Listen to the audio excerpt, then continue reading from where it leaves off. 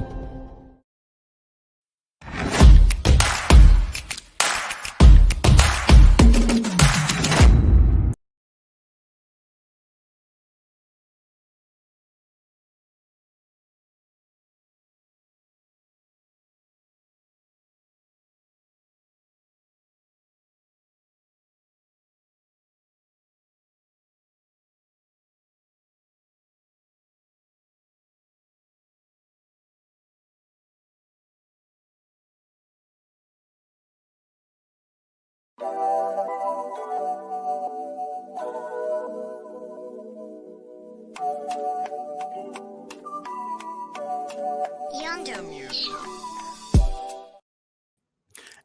what's happening, everybody? Welcome to Storytime with Julian. This is episode 86 in our epic journey toward 100 episodes. Thank you so much for being here. Tonight, we are going to be reading from Heads of the Colored People. So, this is a favorite book of Storytime with Julian's. Now, we cackled at Not Today Marjorie. We felt all types of ways about Fatima the Biloquist. We wept at Wash Clean the Bones, but across the board, we appreciated the deft pen and deep profundity that Dr. Thompson-Spires employs in Heads of the Colored People. Tonight, we're going to be reading Suicide Watch and the titular story, Heads of the Colored People. Now, because of the nature of Suicide Watch, I am going to let you know there's a trigger warning. This could be some very sensitive content for some of you all. But if you feel like you can hang, I really hope you do stay with me tonight. It's so good to see all of you here. I've seen a few people coming through the comments, and I was so pleased to see so many of you inviting other folks to watch. I see Angel Monique is here. We see that we've got our good friend Saniqua Marie Sane is here, and she's on some AT aliens with that greetings earthling, so it's good to see her. We see Erica Yolita is here in the building. Thank you so much for coming through. And Erica, thank you for inviting so many people. I hope that some of your friends are able to come through tonight. We see Kamisha Umstead. What's happening, Kamisha? Always a pleasure to see you. Melon Monroe, aka Angel Monique. Good to see you in both of your forms. And for those of you all, and Latricia Ransom, hey, what's happening? So good, so good, so good to see you. Um, what am I seeing here about some chill vibes? Same chill vibes. Please do. It was so chill. I don't know what that's about, but anyhow, really, really glad that whatever it is, it looks like Sean says she's enjoying the music, and I see Kitty Foxy is here. So for whatever it is that's got y'all feeling chill, I'm glad because chill is the vibe that we always hope to inspire. Now, tonight's episode of Storytime with Julian, we are reading from the book that you can see there in the overlay. This is Heads of the Colored People by Nafissa Thompson-Spires. Now, recently, this book has been republished in, I want to say, Portuguese. And the reason why that's exciting is because when books reach a certain level of acclaim and they start saying, well, you know what? People in other countries need to get down on this. Now, you know how excited I am about Black culture and about our literature. And the idea that this book, so that it can be pushed out to people in Brazil and to Portugal and to other places, that is being translated into other languages so that they can read a little bit of the Black American experience as written by Dr. Spires, by Dr. Thompson-Spires, is very, very exciting to me. And I think that speaks to the universal appeal of some of these stories. Now, what's going to be exciting about, or what's going to be interesting about reading tonight's stories are that we're reading the titular story. And this is a little bit different. This is a story broken out into 4 sections. Matter of fact, let me hip you to the full title of this first story. Full title of the first story is Heads of the Colored People, 4 Fancy Sketches, 2 Chalk Outlines, and No Apology. There's something iconically Black about that. Now let's see. I'm looking at some of the comments here, and I see that K&M is watching on YouTube. That's fantastic. I see Tony Agent is in the building. What's happening, brother? Tony Agent, that's my man, 50 grand. We go way, way back, all the way back to STL, back to St. Louis days when I was at Wash U. Really, really happy to see you in here, fam. Thank you so much for swinging by. I see the good Dr. Linda Chavers is here saying, hey, all, what's up? It's good to see you. So glad to see everybody here just entering the space. And I hope that you enjoyed tonight's read. Now I'm going to go ahead and take down this cover image. I like to make sure that you all can see the book. That way, if you happen to be browsing a local bookstore, because I know y'all still patronize bookstores, right? Like the local ones in your neighborhoods or in your towns and community. So that if you see this book cover, you say, oh wait, I saw that somewhere. We heard from that on Storytime. That was a story that was read by Julian on Storytime with Julian. Yes, I want this book. Yes, I do. That's what I want you to have. So I want to make sure that you get a chance to see it. But as we start to get ready to go into this first story, just going to go ahead and put this up. But before I dive into that, I would be remiss if I did not acknowledge the manifold blessings that have come to some of you. I know that not everybody likes to speak and brag on the goodness of Jesus, but some of you woke up this morning or you woke up this weekend. Yes, you did. $1,400 richer than you went to sleep. Ain't God good? And I know some of you are looking for what to do with that money. Yeah. Some of you are thinking, I'm going to go to McDonald's. I'm going to repair the McFlurry machine so that the people can have ice cream in the warm weather that is to come. Some of you are going to go and try to rescue and liberate the sixth guy from Five Guys. Some of you are going to go and help Wendy get a twist out so that she can stop rocking that protective style that she's been wearing for 75 years. But for those of you who have an opportunity to donate, to make a change, to make a difference in the lives of the children, to put a book in their hands, to give them a vocabulary, to uplift them through representation, which is manifestation, through the alliteration of the biblical. Let me stop. Y'all, please, if you have a little bit of extra, make a change in some kids' lives and donate to the Storytime with Julian Book Fair. This is our first annual spring book fair. We're excited. This is a thing that we are going to be doing moving forward, and you can make that donation real easily. All you've got to do is take your mobile device, and you could go to Venmo or you can go to Cash App. Now, if you go to Venmo, it's going to be @ Harriet's Bookshop, and you can drop 5, 10, 15, 20, whatever you are led to do. If you go to Cash App, it's going to be $ Harriet's Bookshop. And I want you to do that. And I want to make sure that in the comments, whatever your blessing is, whether it's $1 or $50, in the comments, let them know that that is STWJ Spring. That way that they know that money applies specifically to the Spring Book Drive. So for those of you all who found yourselves with just a little bit more wealth than you had last week this time, and you need something good to do with it, that is my opportunity that I'm presenting to you. I know that it's a worthwhile cause. I believe that you know it's a worthwhile cause, and you can show that you know by making that contribution. Amen. Amen. All right. And now the cover of the book is open, and we're going to begin. Heads of the Colored People, 4 fancy sketches, 2 chalk outlines, and no apology. Section 1. Riley wore blue contact lenses and bleached his hair, which he worked with gel and a blow dryer and flat iron some mornings into Sonic the Hedgehog spikes so stiff you could prick your finger on them, and sometimes into wispy side-swooped bob with long bangs. And he was black. But this wasn't any kind of self-hatred thing. He'd read The Bluest Eye and Invisible Man in school, and even picked up Disgruntled at a book fair. And yes, they were good, and there was some resonance in those books for him. But the story isn't about race or the shame of being alive or any of those things. He was not self-hating. He was even listening to Drake, though you could make it Fetty Wap if his appreciation for trap music changes something for you. Because all that's relevant here is that he wasn't against the type of music of his people or anything like that, as he walked down Figueroa with his earbuds pushed in just far enough so as to not feel itchy. Riley was wearing the wispy swooped version of his bangs and listening to Drake or Fetty, and he was black with blue contacts and bleach blonde hair. And yes, there are black people who have both of those things naturally without the use of artificial accoutrement. And so we can move past the whole phenotypically this or biologically that discussion to the meat of things. And if there is something meta in this narrator's consciousness or self-consciousness or this overindulgent aside, it isn't meta for the sake of being meta. This narrator's consciousness is just letting you know about said consciousness up front, like a raised black fist, so that get the close reading out of the way and make space for Riley, who was the kind of black man for whom blue eyes and blonde hair were not natural. He was the kind of black that warranted or invited without solicitation comparisons to drinks from Starbucks or lyrics from Lady Marmalade or chocolate bars with nuts. You would think that with his blue contacts and unnaturally blonde hair set against his dark chocolate mocha chocolata yaya skin, and yes, there is some judgment in the use of you, that Riley would date a white or Asian women exclusively, or perhaps that he liked men. But you'd be wrong on all counts.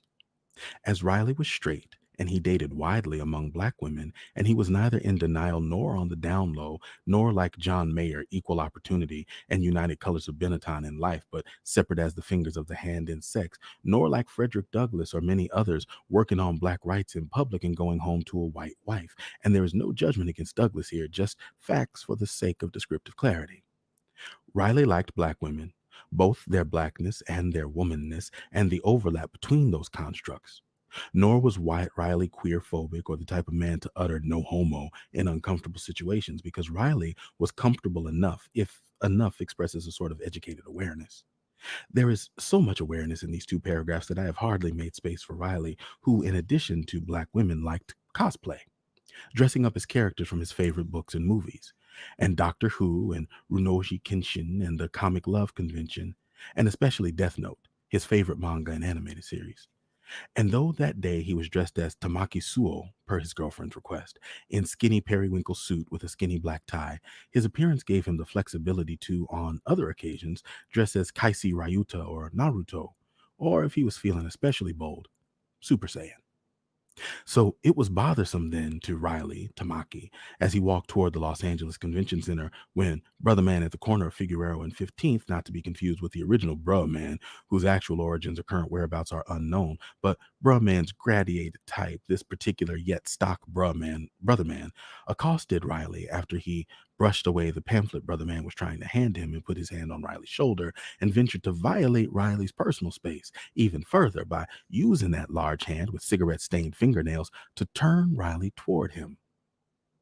I'm saying Brother Man stopped Riley on the street, singled him out in front of people dressed respectively as Princess Mononoke, Storm, Daleks, Cybermen, and Neil deGrasse Tyson, both in blackface and in their own black faces, put his hands on him, and forced him to look into Brother Man's own face with the familiarity of a friend, yet contextually with the violence of a stranger. On any other day, Riley might have acknowledged that he was wrong to walk past Brother Man's initial, "How you doing?" which he pretended not to hear on account of the Fetty. On this day, however, Riley felt that since he was inhabiting the character of Tamaki, his decision to ignore Brother Man was just right, and an exercise in method acting. Riley was more than surprised and did not need to borrow Tamaki's affectations to feel slighted that Brother Man had touched him, and by that point, even though he might have been just the kind of buyer for what Brother Man was selling, his pride wouldn't let him concede. It had long irked Riley that his blackness or the degree of his loyalty to the cause should be suspect because he wore blue contacts and bleached his hair blonde, and because, on top of all that, his name was also Riley and not, say, Tariq. It irked him that he might be mistaken for a self-hating Uncle Tom because he enjoyed cosplay and anime and comic book conventions, and because he happened to be feeling the character of a rich Japanese schoolboy a little too much at that very moment. By the time Brother Man said, "Uppity gay-ass looking nigga," Riley had bypassed logic and forgotten that he held none of the privileges of his costume. There ensued what Riley, in his costume, might have called fisticuffs, though in everyday life he would have simply said they got to scrapping right on Figueroa Street. The people who watched filmed and circulated the scene from inside one of the lobbies of the convention center that was just like Naruto versus Pain, only with two black guys, so you couldn't really tell if either one was the hero. Section 2.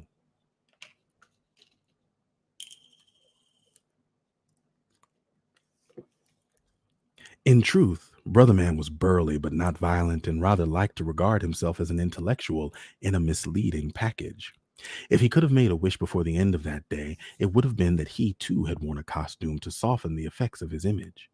When he put his hand on Riley's shoulder, it was only because he disliked the sight of someone, especially one of his own, turning his back to him without hearing him out.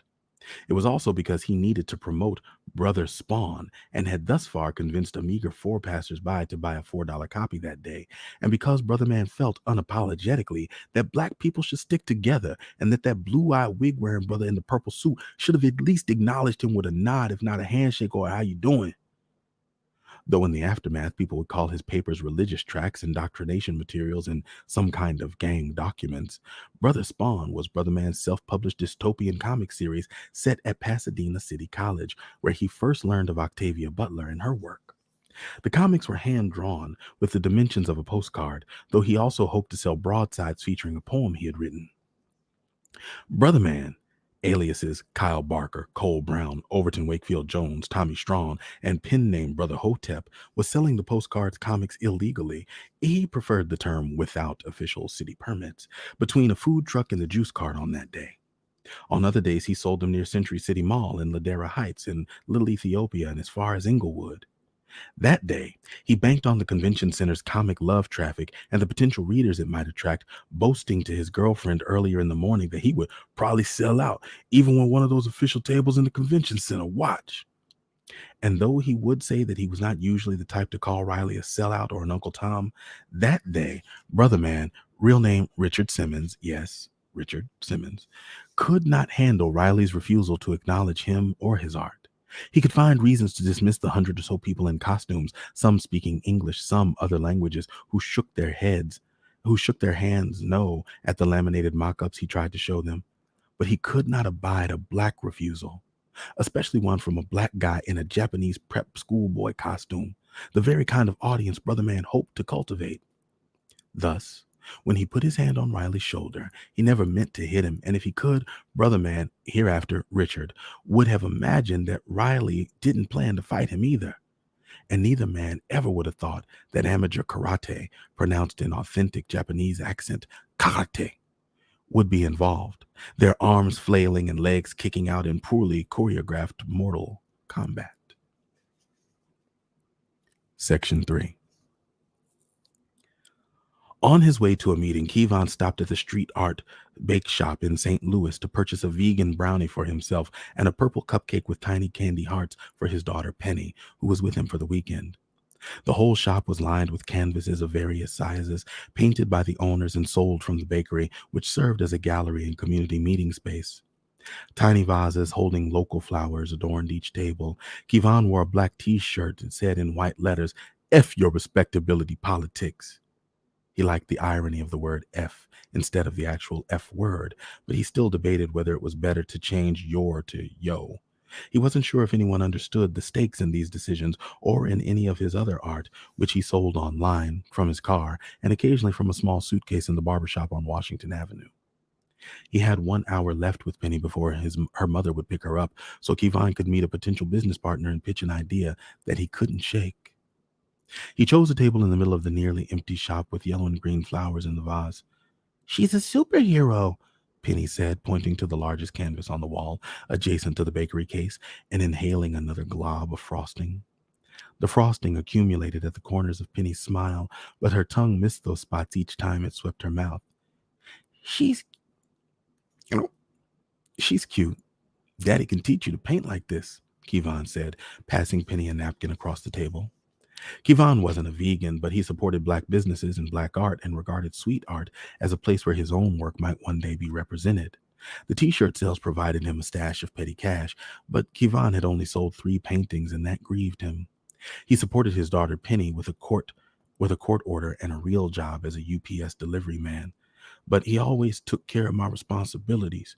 Even before Penny's mother, whom he alternately called a gold digger, that whore, and my queen, demanded official monthly payments. "My superhero name is gonna be..." Penny paused to pull back the wrapper and expose the last quarter of the cupcake, its frosting smushed and the candy hearts all gone. "My name's gonna be Purple. Purple Penny Powers. I will make things purple like this," Penny said, zapping something with her arm. Purple Penny Powers. Kevon pretended that this was cuter than it was. Wow. He was trying not to think about a joke that he had seen earlier in the day, trying not to remember the sight of 2 dead bodies that had appeared casually in his newsfeed, trying to rehearse instead his pitch for the realization of something he had read in a book that he found in a used bookstore. The Afric America Picture Gallery was a series of written sketches by William Wilson under the pen name Ethiop, and following the form of similar sketches, which Kevon found with more research, by James McCune Smith, and In the Heads of the Colored People, Jane Rustick, aka Frances Ellen Watkins Harper, a Black abolitionist, poet, and suffragist. Kevon wanted to commission painters, including mostly himself, to create a full exhibit of heads of the colored people. now and then to take written literary work and render it visually. The idea intrigued him, the heads talking to him like the books in Iquiano, though he didn't know that reference yet. In Kivan's collection, there would be, as in Ethiop's original, Phyllis Wheatley, Nat Turner, and a doctor, but he would update his favorite sketch, picture 26, of the colored youth who was surrounded by abject wretchedness to reflect a sort of current abjection. To these, he would add a superhero for Penny and a collage of the black men and women he would concede, with some coaxing later from Paris Larkin, who had been killed by police and other brutalities. Now, what's your name going to be? Penny's voice seemed especially shrill at the moment. I don't know. Kivan was still thinking about the bodies and the grainy video of the two men arguing, and the way one of the men had held out his hand when the police officer entered the scene. It was clear that the man wasn't holding a gun or a knife, but something soft, like paper. Daddy, your name, Penny demanded. I don't know, Kivan repeated, and then blurted out the first thing that came to his mind. Bruh man. Bruh man? Penny jutted her head back. What does he do? He paints. And whatever he wishes, he can paint and make it happen. Kivan made Penny lick a napkin so he could wipe the leftover icing from her face. And he can make bad things unhappen if he paints them right. That's going to be my power too, Penny said, pulling away from his grooming and hesitating in the way of 5-year-olds. But I'm just going to think it and make it happen or unhappen. He wished briefly that things were so simple, and then began to outline something on a napkin. Section 4. Paris Larkin was meeting Riley at the convention center after 2 shifts at her part-time job for Dark Shadows Hollywood Cemetery tours. Her official job description says, tour narrator, vocal talent, must be able to memorize stories and stand for long periods of time on moving bus while engaging audiences. I ain't saying she's a grave digger, Riley liked to begin when he introduced her as his girlfriend, but really, she digs graves, like loves them. It was one of the things that had attracted him to her when they first met. Her dark cheeriness and her non-judgmental approach to his lifestyle. And his soft landing punchlines were one of the things Paris liked about him. And his interesting face. And the way he wasn't at all who she expected him to be. When he took his contact lenses out at night and tied his hair down with a do-rag, Riley looked just as comfortable and kind as when he dressed up and hung out at his favorite comic cafe in Pasadena, drinking boba tea and playing chess with kids from Caltech, where he studied engineering and was one of a handful of black students on campus. If Paris could have a superpower, it would be to make herself visible. Because even though she stood at the front of the bus with a microphone, pointing out alleged sightings of Marilyn Monroe to hungry tourists with camera phones and fake Gucci sunglasses, she wasn't the main attraction. And she preferred to narrate the tours with reverence instead of theatrics, to fade into the background and let the spirits speak for themselves. With Riley, she could be seen, since they got a decent amount of attention when they were together, and especially when they dressed up. Certain cosplay purists, read racists, did not always approve of Paris or Riley's respective costume choices or the idea of black people dressed as non-black characters. Paris had come to anticipate and almost enjoy the surge of anxiety that came with entering these spaces, and had felt her flight or fight instinct the closest thing to being fully alive. And the ghost tours too made her think that by comparison, she was at least more alive than the bodies that filled those holes. That day was not her day off, so she took the metro and 2 buses to meet Riley at the convention after work. After showering and changing into her long silver wig and meticulously sewn necromancer dress, her dark skin contrasting with the purple and white pinstripes of the dress, the gray armor on her arms and legs elevating her mood. She had debated dressing as Haruhi Fujioka, the counterpart to Riley's costume from Uran High School Host Club. But her choice of Euclid Wood Hellscythe created a bigger impact, she thought. Though she kept her blue contacts down and focused on her sketchbook, her eyelids adorned with heavy black and white shadow warned other transit passengers to dare her that day.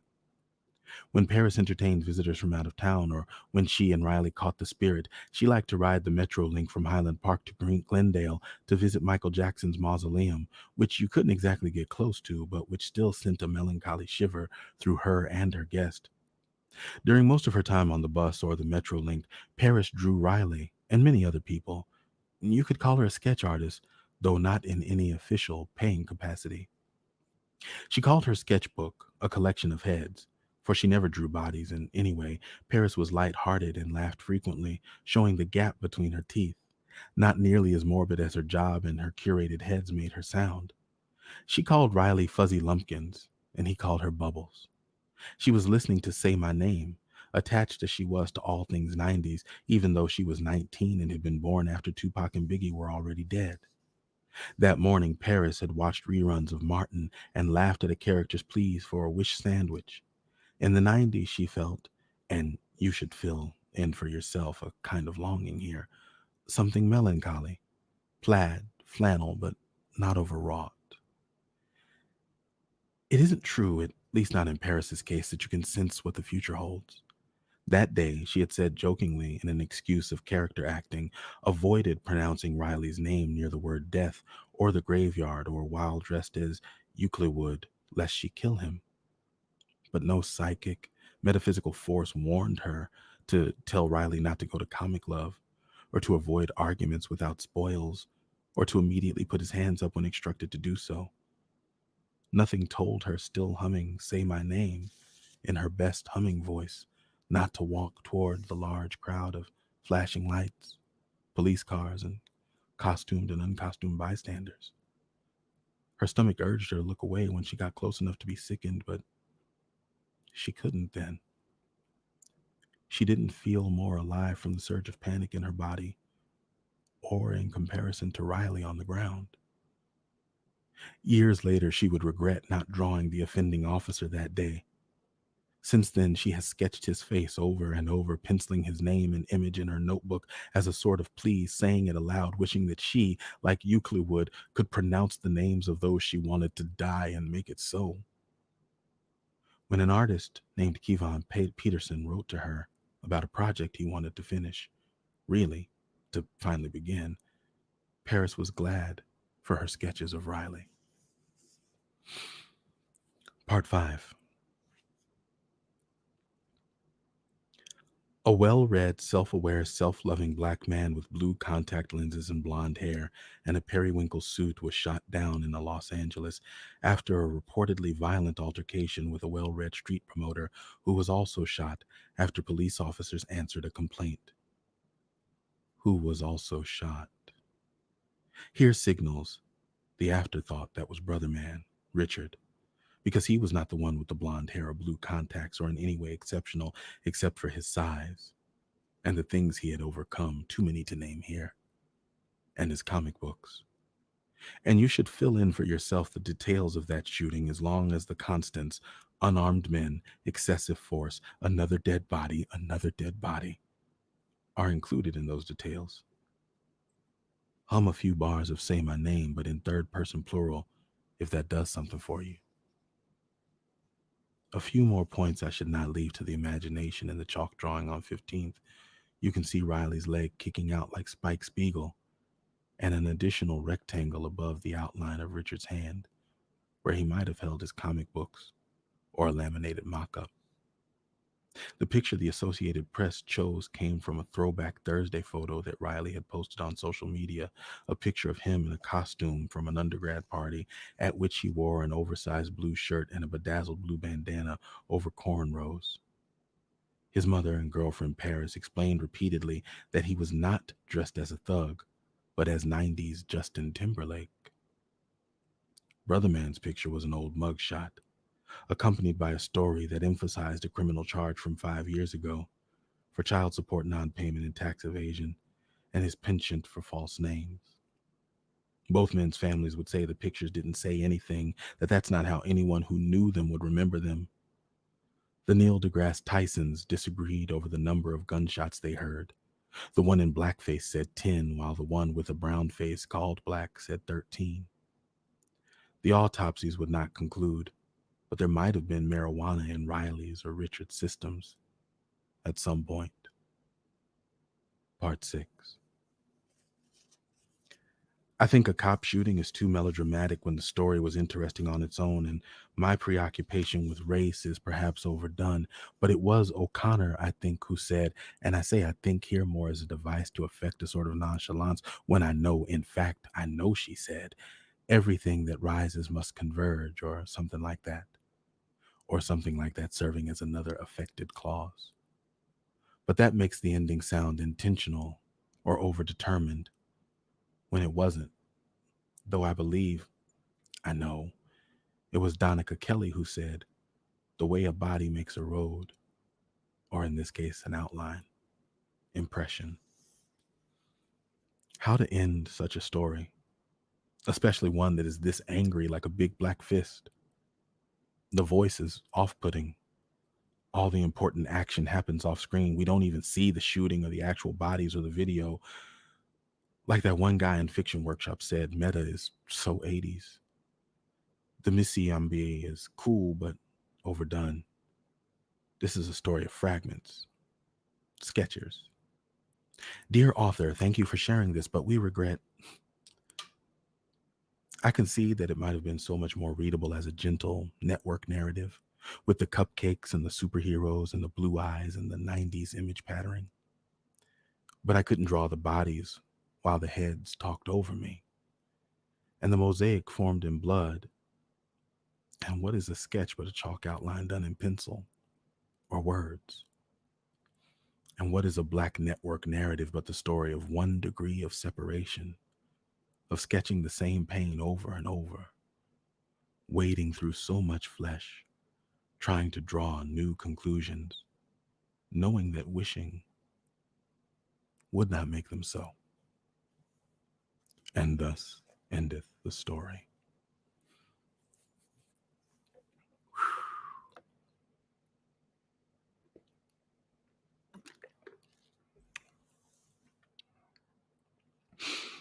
I gave y'all a trigger warning for the second story. The second story, which I know to be, well, from the title, we know that it's got some built in triggers, but I know the story to be darkly comic. That's why I gave you the trigger warning. I don't actually read these stories in advance most of the time unless they are written by friends of the show, in which case I read them in advance so that I can ask the friends directly, is there anything you want me to lean into? But Nafissa, while friendly to the show, has not yet had a chance to come and be a part, and we don't get the opportunity to talk directly. So I hadn't read this in advance. I kept the cold read intentional, having only skimmed it. And I didn't skim the end because I didn't want to ruin it for myself. So I knew there was going to be a little bit about anime, and I knew there was going to be a little something about Bruh Man, and I knew there was a cute little girl character at some point. I didn't know when exactly she showed up. I just remembered seeing the word daddy and knowing that that was going to be what it was going to be, but I didn't know.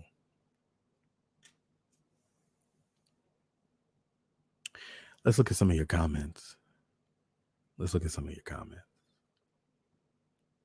It's so good to see y'all here, though. I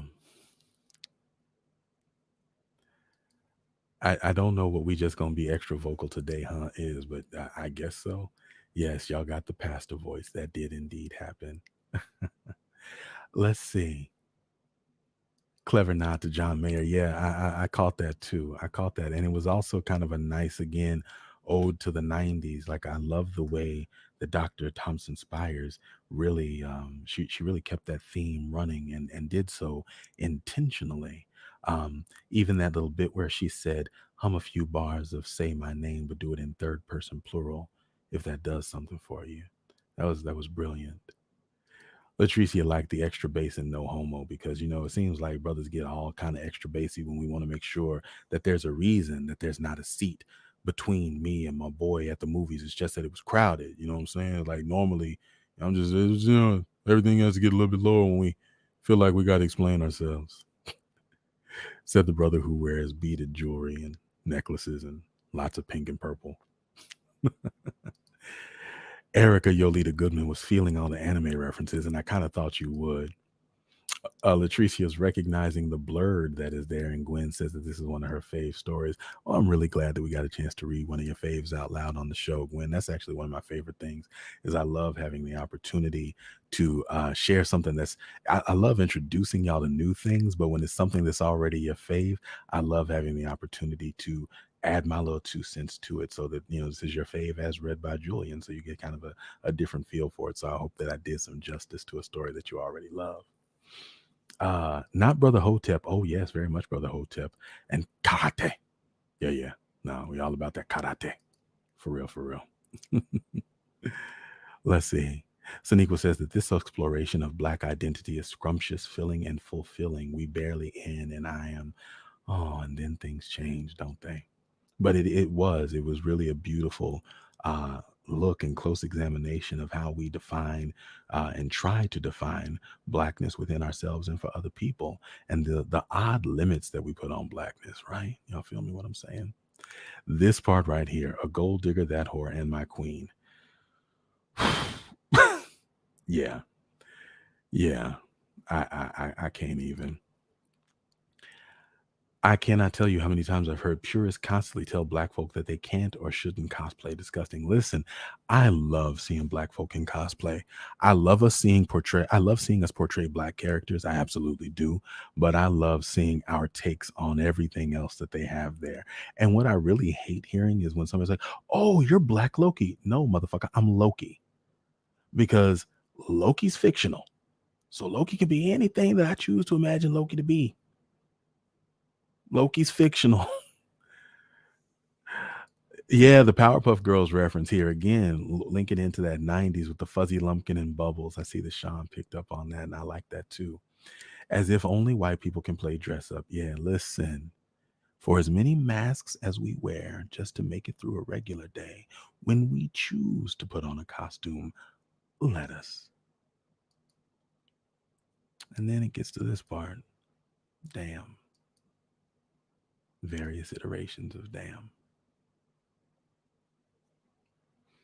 So yeah, Benyel said that this got dark fast. It did, and it is definitely emotional. The story did not even ease into it, is what Tony Agent said. But let's be real, let's keep it a buck.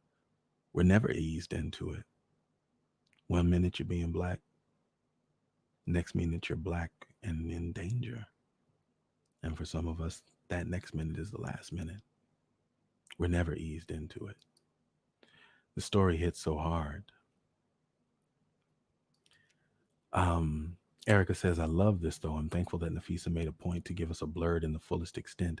This was so nostalgic for me. Um, Benny said that definitely needed a trigger warning for this one. Listen, if I had known, the trigger warning was for the overall show. So hopefully you all came girded and prepared. But yeah, listen, if I had known going into it, I would have given you an explicit trigger warning. I don't even like saying the words trigger warning when the particular subject is police gun violence. It feels cruel. The language itself feels cruel. The most infuriating part is the media's portrayal of Riley, or, not to put too fine a point on it, their non portrayal of bruh man. Richard didn't even get an identity. He was the afterthought in the story because he was unremarkable. He was just a big black dude. I can relate. I think about that. I can relate.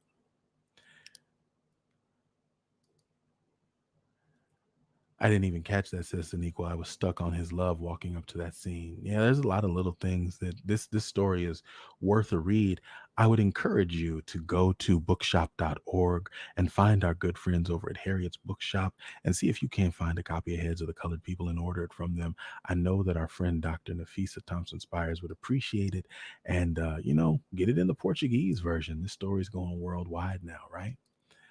Um, Final word is from Sean Macklin. We're never eased into it. You're right about that. All right, listen, it's time to take a breath. I'm gonna do that. I'm gonna take a breath. And while I'm taking this breath, I do want to remind you, listen, story time with Julian, this is our shared space, okay? I do everything that I can to create this space, to make this space something that you can enjoy every Tuesday and Thursday night. If you are so inclined, if you have it within you, please, ma'am, please, sir, share a little bit of something with us through Cash App. Tip your griot, help bless the show so that we can keep this moving. As I said, every dollar goes back into the show. It goes to paying our streaming service.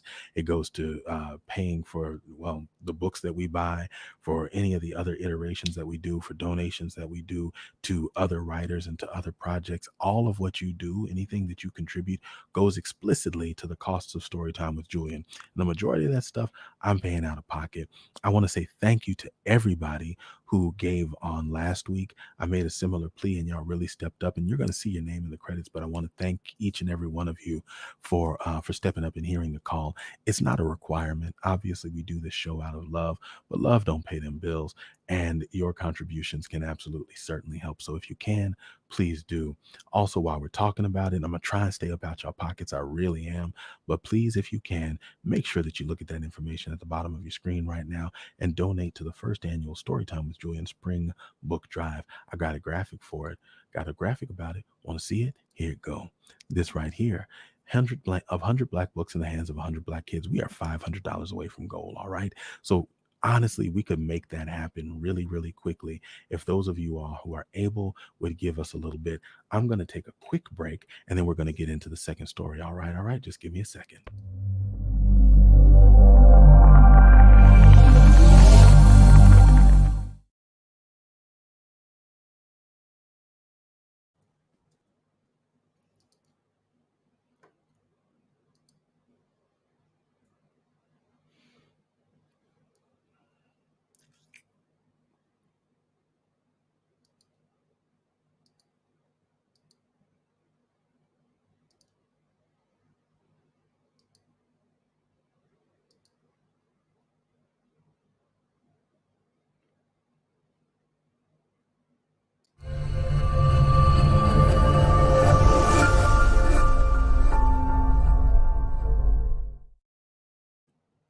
All right, that brings us back. Thank you so much for your patience with me. Sometimes I just need to get a little agua.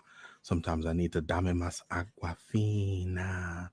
I don't really mess with Aquafina like that, but you know what I'm talking about. Y'all get what I'm saying.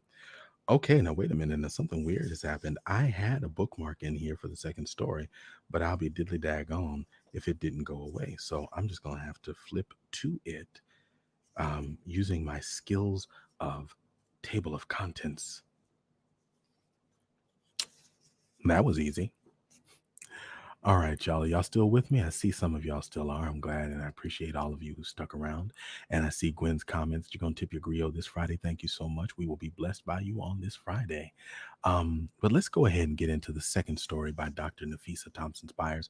This story is called Suicide Watch. For obvious reasons, I do want to go ahead and give you all a trigger warning for this particular story. But let's get into it, shall we?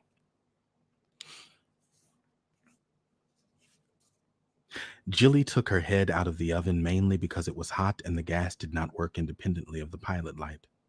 Stupid new technology. And preferring her head whole in her new auburn sew and weave unsinged and having no chloroform in the house, she conceded that she would not go out like a poet. But she updated her status just the same. A final peace out before I end it all. Treat your life like bread, no edge too small to butter. Jilly was not a poet or even an aspiring one. She just liked varying her posts as much as possible. She had 1,672 Facebook friends and 997 Twitter followers, and she collected them like so many merit badges. The beautiful mixed friend with the blonde curls meant that pretty people liked Jilly too. And being friends with the mahogany colored guy with the enviable and on trend tapered beard with all the followers on Instagram, the one who liked one of her baby pictures a year ago, was almost the same as having a fine black boyfriend when all the research and popular videos said that a good thing black women already knew how to dance to single ladies because that was going to be their song forever. Her friends included her mailman, 5 of the checkout boys at Statter Brothers on Riverside Avenue, 3 from Foothill in Fontana, and 1 from the grocer Ralph's in Rialto. All 64 of her mom's friends from high school, many of whom had known her in utero, the podiatrist who removed the bursitis from her left big toe in seventh grade, her therapist from high school, her therapist from undergrad, her current therapist had a no friending policy, and all her high school teachers, the professor with whom she had slept and two with whom she didn't, her third grade best friend, her birth buddy from the hospital who had been born exactly 1 minute after her and who had been particularly difficult to find since her name had changed, and as many mutual friends as had said yes, and countless people who had sent her LinkedIn request despite her disdain for that particular networking ploy. Jilly determined to wait at least 4 hours before checking the status of her farewell post so she wouldn't look desperate. But then she remembered that she didn't have long left, so she waited 5 minutes and checked her phone. 4 notifications. Julia Weinberg, Karen Grant, and two other people recently liked your status. Jessica Given, that was Jilly's mom, commented on your status. Reminder, you have one event this week. 6 more people had liked her other status about a juice cleanse that she was considering from earlier that day. She didn't know how to interpret the likes on her poem. Was it too cryptic? Were people happy that she was saying goodbye, sanctioning her death? Jilly checked the third notification on the list. The Studio Center art show was on Friday, and she had already picked out the outfit. She drew her feet under her hips and sank deeper into the couch. She ignored the text message and two subsequent phone calls from her mother, who must have seen the poem and interpreted it properly, so it wasn't too cryptic. She opened the clock app and set her phone timer to 1 hour. Then she got up and put her phone in the microwave, a trick she taught herself to keep her from checking it obsessively, because the act of having to retrieve the phone was supposed to be such a bother that she'd get tired of doing it. Since she was already in the kitchen, Jilly removed the pouch from the utility drawer. She liked calling it that, a utility drawer, though many of the things in it, the stubs of crayons too small to use, pennies stuck together, widowed locks and keys, were no longer useful, then removed the box cutter from the pouch. She sat back on the couch, trying to decide on the best place to be found with slit wrist. A bloody mess in the kitchen would make it look unplanned, her life taken abruptly in a fit of desperation. The shower, on full blast while she sat under its stream, would make less mess but look desperately premeditated. The bathtub, where the blood would pool, she couldn't even think about the bathtub. She had seen Harold and Maude in a sociology class, and it scared her, all kidding aside. Most blood did, in fact. She put the knife back in its pouch and thought it a shame, because it was a cute knife in a pouch, with matching Kwai cupcakes on the handle and flap. She checked her pages again, this time on her laptop. Pills might not work the first time. All she had were six pseudoephedrine-free gel caps, and they seemed most likely to cause an upset stomach. There was no alcohol in the house to mix with anything because she drank only when people could watch. She was really funny when she drank, or at least she tried to be. Her impression of Shirley Temple as Heidi was a big hit. "I've got to see the grandfather. I've just got to," she would say, bunching up her lips and hunching her shoulders. She tap danced on a table once or twice to applause. On the bright side, if the suicide attempt failed and she had to have her stomach pumped, she would lose at least 10 pounds, and then would be better for last year's colonic, the pictures of which had elicited an awkward silence from her online friends. Weight loss would make for a great status update. Razor wounds were better, she decided, because even though there would be blood, she'd pass out before she saw much of it, and if she didn't die, she could take pictures of the scars. Actually, scarring might be much better than attempted or completed suicide, because there'd be questions to answer like, "What happened?" or "Who did that to you? Are you okay? Do you need help with anything? You didn't do that to yourself, did you?" She committed to becoming a cutter for an hour or so, like Ellie on Degrassi, to make a few marks up one arm and then post it in a picture. She eyed her marmalade cat Sherman sitting on the window's lily print cushion. The cuts would have to be deep enough so they wouldn't look like scratches, but not so deep as to draw too much blood. The first tiny cut hurt way more than it looked like it did when Ellie tried it, and Jilly was hungry. She put the knife back in its pouch again, licked at her wrist though there was no blood, only a superficial abrasion, rifled through the pantry, and finding nothing to snack on, sat back on the couch. She had read somewhere, a book in Psychology 101 or something, that people who told everyone they were going to do it were just asking for permission, but she didn't need or want permission. The thing about Jilly, and this is something she'd feared about her life from adolescence onward, was that there was no backstory. Nothing exciting or terrible had ever happened to her, and if there was any oppression for her to overcome, it only grazed her but never lingered. She had been followed in posh boutiques many times by Asian and white women, and twice by black women, but those were only examples of racism that she could remember experiencing. She knew that she should feel discontentment connected to a large chain of disenfranchisement or systemic persecution. It's not that Black Death and the news of the world didn't touch her spirit, but she was somewhat ashamed to say, in therapy or publicly, that the bulk of her discontentment came from having very little about which to be discontented. Her mother was pushy, but stable. Her father had claimed her. Her friends were attentive, if tired. It was she who broke up with her boyfriend, not the other way around, and they were still Facebook friends.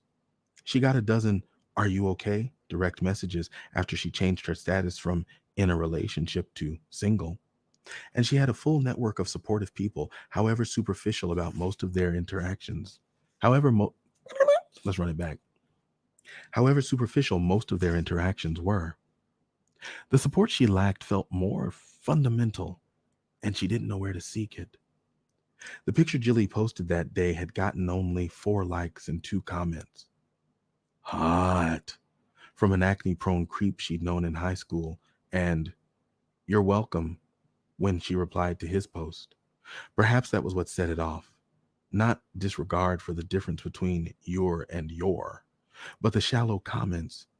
She thought the picture, which she'd taken in her bathroom mirror from her camera phone, warranted a better response, at least because of the interesting angle from which she took it. The sideways shot showed her, fingers making a peace sign, lips making a fish face, in a cream colored skirt that stopped at the upper thigh and offset her smooth brown skin, and a purple bandeau top that might or might not have been half of a bikini. She put her laptop down and pulled her knees toward herself when an idea came to her. It was Thursday, after all. She posted TBT and a link to a YouTube video of Dead and Gone to feel out the traffic, then waited for the notifications to start, for the thumbs to erect small monuments. Within 20 minutes, a red square announced 14 likes, no comments. She didn't know how to read this. Were they saying they wanted her dead and gone, or that they liked T.I. or Justin Timberlake? She waited 10 minutes and tried a second video, then another, posting from her laptop. These things worked best in quick successions that made them seem stream of consciousness. Another one, "Give Up the Ghost" by Immature featuring Crazy Bone. Oh, and can't forget Bone Thugs, Crossroads. Jilly could boast of a few superlatives that might be included in her obituary. In 8th grade, she was voted most photogenic by her peers and earned a quarter-page feature in the school yearbook, but she could never regain that former glory. By high school, she was one of 4 prettiest girls, and 2 of them were thicker than she was, and she wasn't even the only black girl to win the honor. An undergrad boyfriend said she was the best kisser he'd ever had, but he cheated on her. A stranger at the mall said that her feet were the most adorable feet I've ever seen. She wasn't sure if that was the compliment of a creeper or if that even counted.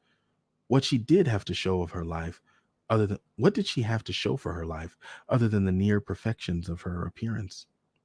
She did actually feel depressed now, thinking about it, dying and all. No one would associate her with Sylvia Plath.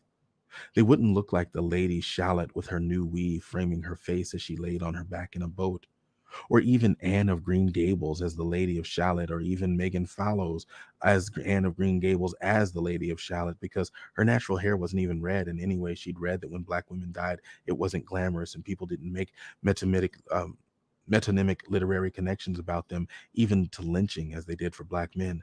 Black women's bodies just died out of frame, and that made it sadder. The laptop pinged. Another for notification. "Love this song. You on a roll today, girl." If Jilly were to run a content analysis of the style and type of post that got the most responses, it would emerge that faux ebonics always ranked high, especially up in the past year or so. "Peep this, fools." A picture of herself wearing a red, oversized Sally Jesse Raphael glasses and making a fish face was one of her all-time highs, with 384 likes and 73 comments. Maybe yesterday's reenactment photo in the white skirt and purple bandeau was just played out. Current events worked if they were interesting. Deep stories she'd seen on Yahoo News about medicines that actually made you sicker, or soy milk filled with estrogenic compounds, or neurotoxic proteins. Posts about television were even better. Kerry Washington is so gorgeous. I want that outfit. And that one. Go Shonda. Instant 56 likes. Cat videos outperformed babies, which followed closely behind, but delicate posts about family and hashtag blessings could be tricky because people didn't want to see how happy we were too often, even if you were making it all up. Jilly returned to the kitchen and scanned the refrigerator. Several of her friends were on antidepressants and had attempted suicide before, and they got a lot of positive responses for their candor. Jilly had asked her third therapist for antidepressants twice, but she said, "No, Jilly, I'm still not that kind of doctor. And you aren't depressed, just narcissistic. And there are, so far, no medications for that." In third grade, after reading The Secret Garden, Jilly had asked her mom and subsequently two doctors for a back brace to treat her scoliosis like Colin. They had all laughed and said, "What an imagination," in those adult voices. Her second therapist said, "You're not a hypochondriac, you just have too much time on your hands. Try volunteering somewhere." The old people in the nursing home looked uninterested when Jilly tried out her tap dancing and Shirley Temple impressions.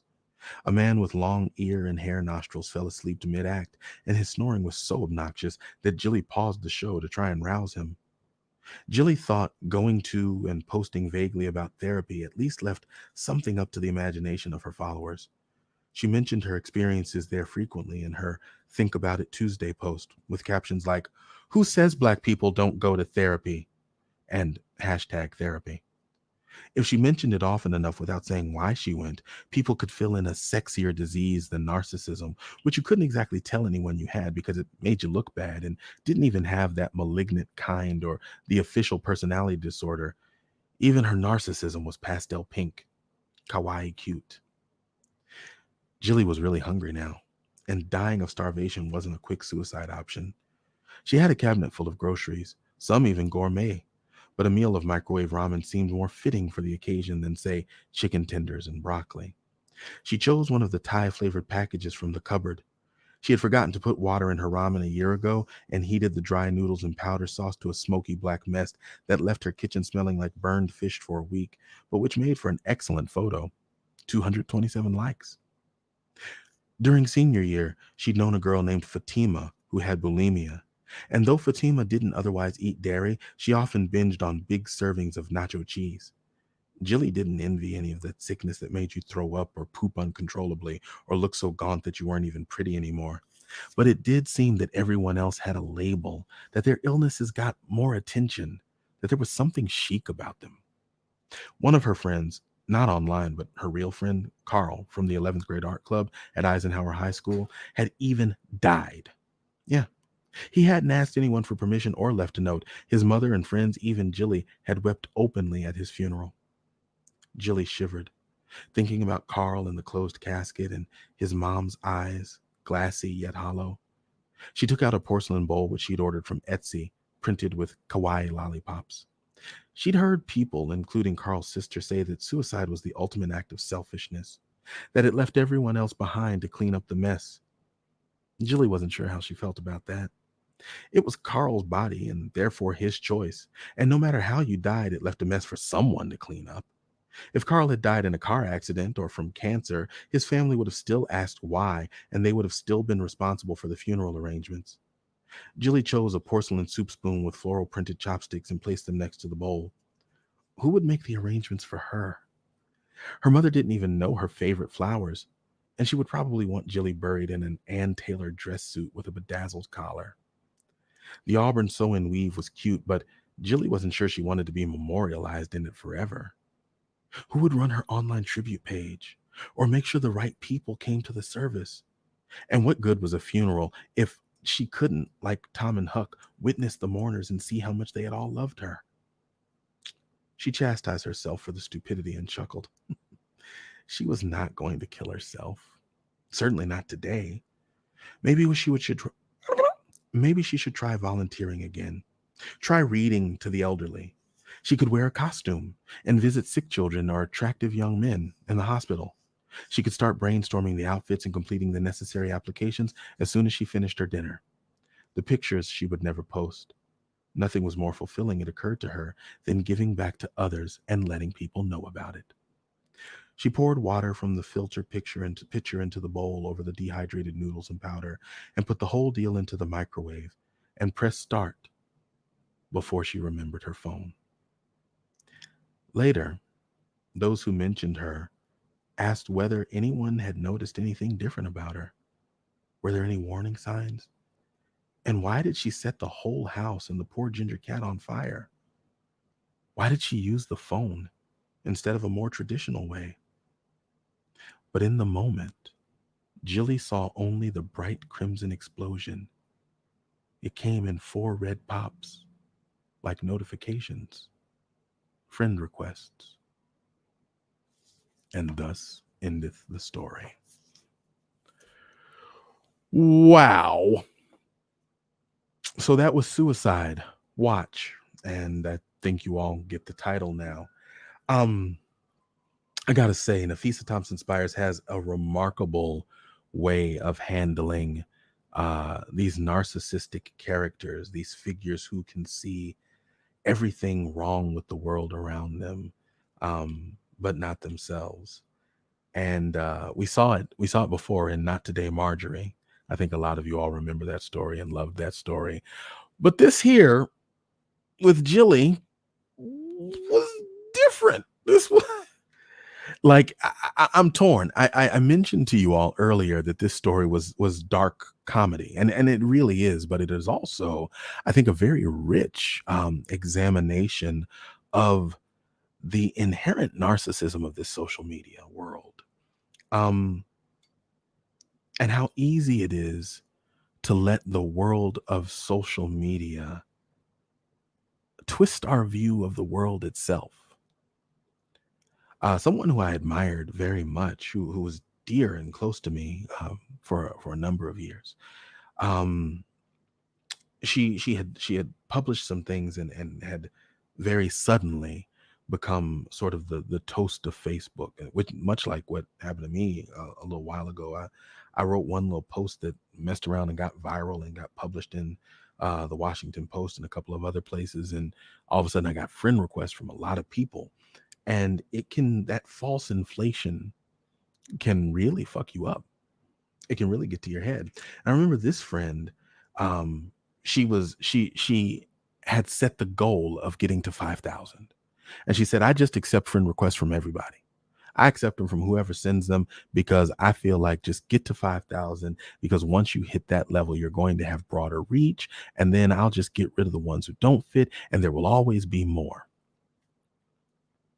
And me at the time, I had, my little, I think I was just about hitting 2,000. I was like, okay, yeah, that is a way to go. Um, and it was, I think that was my first itch of, this whole thing ain't right. Yeah. If you read my post, I shit on Facebook a lot. I shit on the nature of social media a lot. And yet I remain present here. I remain present here because, for as many misgivings as I have about this form of communication, it comes with certain gifts, not the least of which are you all and this space, and having this opportunity to share this time and this space with you all. This is a gift. This is something that I value tremendously. I have real friendships that have come from this, but this thing can get you fucked up in a lot of ways, in a lot of ways, to the point where, if you're not getting attention on this platform, some people feel like this is the definition of them in life, that if they're not important here, they're not important anywhere. And nothing could be further from the truth. As Western culture, America in particular, moves towards being more a social and consumer culture, we don't really make much, right? Like we haven't been a manufacturing nation in some time. And in terms of producers, what we produce the most is content. we don't leave behind many artifacts of our existence. And for that reason, that's part of why I encourage you, all of you, in the sound of my voice right now, so much to tell your stories.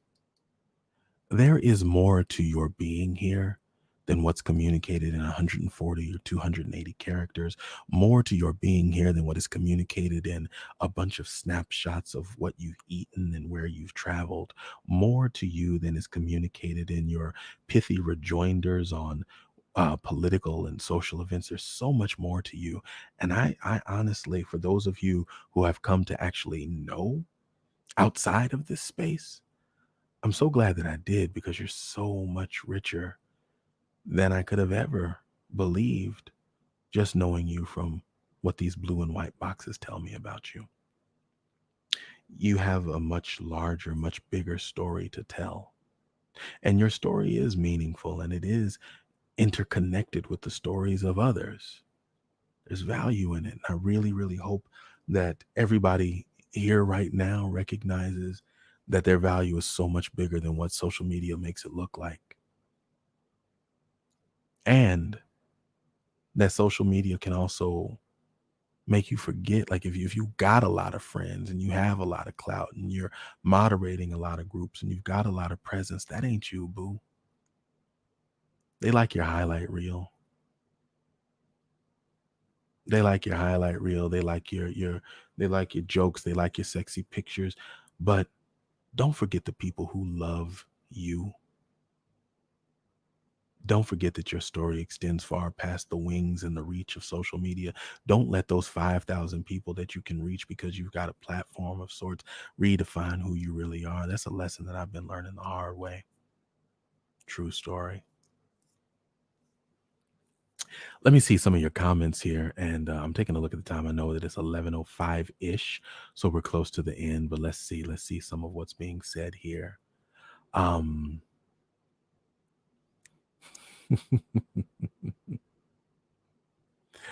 um, Yikes, Jilly, I think is in large part the summary that a lot of us feel about this. I, I don't know how to take Erica Yolita's enthusiasm for the utility drawer, but sure, come through, utility drawer. Why not? I wonder how old Jilly is. I was thinking the same thing. I kind of want to put her in her early 20s, but who knows? It could be anything. The comma in the story title is making so much sense now. Yeah, yeah, yeah. Tony Agent also said, anticipating that comma. So good to see Angela Lee Rains here. What's happening? Good to see you. Um, let's see some of the other ones I want to pull out. Well, Sharice, she did not spare any of her thoughts. She told us how she really felt. Sharice says that she's an attention whore. Jilly is an attention whore. And Latricia says she claims not want permission, but she doesn't seem very committed to suicide. More like it's something she thinks she should do. And yes, as the story revealed, moving forward, this really was sort of a play act.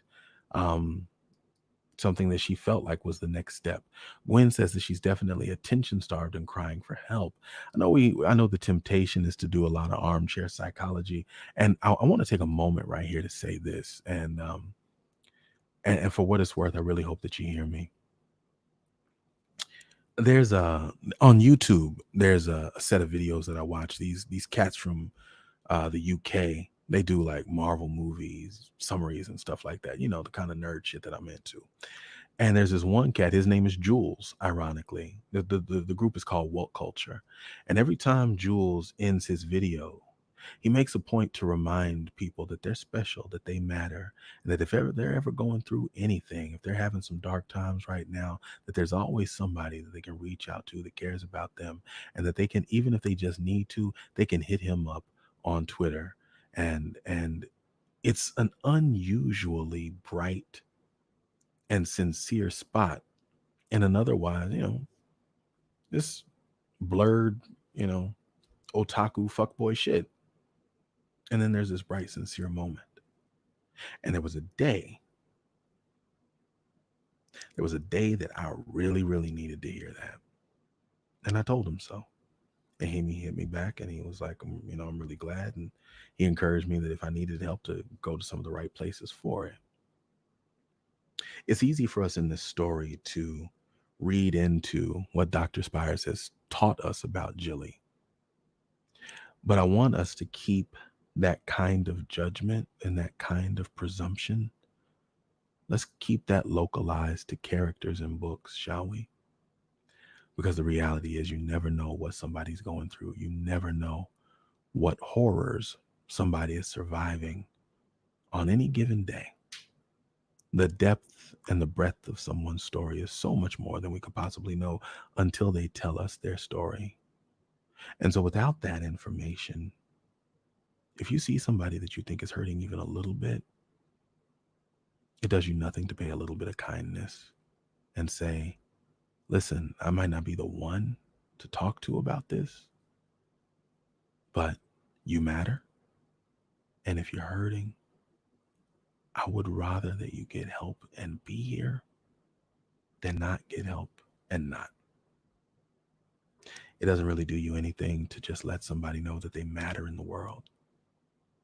So, while we can speculate on what Jilly's motivations are, Jilly's a character in a story. Her fate was written when Dr. Spires put her deft pen to page and made those 4 pop, pop, pop explosions like red notifications. Her fate was sealed in that moment. But for the people that we see online every day, the facades of people, the highlight reels of people that we see every day, there's real people behind that, and those real people are going through all kinds of struggles. Erica Yolita is very kindly put up some information here. If you or somebody that you know is struggling with suicidal thoughts, please call the National Suicide Prevention Lifeline. That's 1-800-273-8255. Sean asks, I'm going to leave that up for a little while. Sean asked what the name of that group was on YouTube that I mess with. That's What Culture. I mess with What Culture and I mess with New Rock Stars. I like their content. They're not great, but the What Culture folks in Great Britain, they do a little bit more of a deep dive and they give me some chuckles and I appreciate it. But ever since Jules from What Culture started adding that to the ends of his videos, I was like, okay, these people at least get that there are humans behind those likes and those comments. When I tell you all that each and every one of you matters to me and that I appreciate you so much and that I know that you could be anywhere, but I'm grateful and thankful that you're here with me and that this space that we've created, that we co-create together means the world to me, and that without you, this doesn't exist. I mean that. Every one of you means something to me. I appreciate you and I'm grateful and thankful for your presence. Tonight's story was darkly comic and it was a satire, certainly, and a statement on our times and the ways that we approach social media, the ways that we approach this fickle popularity that comes with these spaces. But in the reality of our lives, like I said, you never know the struggles and the pains that people are going through. So before you're too quick to start a Twitter beef with somebody or to commence to drag in somebody because you can, because they stepped into the wrong space or the wrong group and said the wrong ignorant thing, there's a human being behind that keyboard who could just be having the worst fucking day. It could have been one of those days that actually wouldn't stop todaying and todayed itself into tomorrow and tomorrowed itself into all of next week. And they're just at the end of their rope. And here you come with a pair of scissors trimming off the edges. Maybe it behooves us in these social media spaces to operate with a little bit more grace and a little bit more love and to remember that they're entire human beings. I recently failed to contextualize the entirety of a person in my life. I looked only at the narrow existence of who they were to me and in the context of our communication and in the absence of contextualizing the rest of their life, I made a really grave error. And I couldn't see what was right in front of me. The narrow views of these social media channels are not to be considered a real perspective. These things are largely alternative facts. Each and every one of you all are important. And believe it or not, every ashy hotep, every pick me, every person crying their light skinned tears, they're important to somebody too. They're human beings. They've got a story that doesn't fit inside those white and blue boxes. So I just hope and pray that each of you all consider that. If somebody seems to be thirsty and posting a bunch of pictures looking for something, does it kill you to like it? Did you know that maybe your like or your comment could make their day? You don't have to feel obligated to do it, but it costs you nothing while you're doom scrolling, while you're scrolling looking for the next thing to be outraged about or the next person's misfortune to laugh at in the form of a meme or a viral video. If you see somebody who seems to be looking for something and a blue thumbs up is going to matter to them, if you got the time, do it. If you have the time to do more and engage with them as an actual human being, and it's not going to cost you your energy, all the better. Listen, I'm not here to preach at you. I'm here to love on you through Black literature. And I want to thank you all for giving me the opportunity to do so. We are just about at time. I want to see some of the other comments right quick. If it don't make dollars, it don't make sense. DJ Quick on social media. Sure, that's true. However, to be fair, social media makes a lot of dollars for a lot of people. So it comes to make sense. Looking for any kind of attention on social media has me questioning the posts of some people and their intentions. Yeah, it's listen, it's a delicate act. I'm not trying to tell anybody that they have to be, but I'm saying if it's not going to hurt you, who are we really to judge? Everybody has shit days. Everybody has shit intentions sometimes. Sometimes everybody's a little bit starved for attention. Shit. A lot of us have been locked up in our houses for the better part of 12 months. Maybe we just need some affirmation that we're actually here, that people can still see us. I had a friend who was recently on a Zoom call and had become so detached from reality that they forgot that people can see you on a Zoom call because the world has just gotten that much smaller. So maybe just a little bit of grace. Listen, that's all I got. Judy Lee says, thanks for reading to us tonight. It has been my distinct honor and pleasure to read to you all from this wonderful, wonderful book. Let me go ahead and put up the overlay so you can see it again. Bam. Let me go ahead and remove that comment right quick. Bam. This beautiful book, Heads of the Colored People by Dr. Nafissa Thompson-Spires. I want you to look at that cover real good, because the next time that you are out and about and you happen to be in a bookstore, if you see it and you haven't picked it up yet and you know you need to read this story again because you need to let it sit in the marrow of your bones, you'll know exactly what to look for. Now, I'll be honest, the book's being reprinted a couple of times, so there's like 4 or 5 different covers, but look at this one. At least I can show you this one. This is the one I got. So at least you can see this one and you can look for it. All right. So this has been episode 86 of Storytime with Julian. It has been a true honor and privilege to be with you all here tonight. I'm going to go ahead and just remind you, the book fair is still going on. There's all the information that you need. Harriet's Bookshop on Cash App, Harriet's Bookshop on Venmo.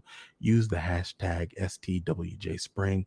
If you've got a little bit of stimulus in your bank account, you can give some mental stimulation to some wonderful, deserving children by putting some Black authored books in the hands of some Blackity Black kids. All right. We'd love for you to be a part of that. Again, also, you can find us on the social media networks. Somewhere there's a post about that. You know what? Hold up. I got something. You can find us on the socials about like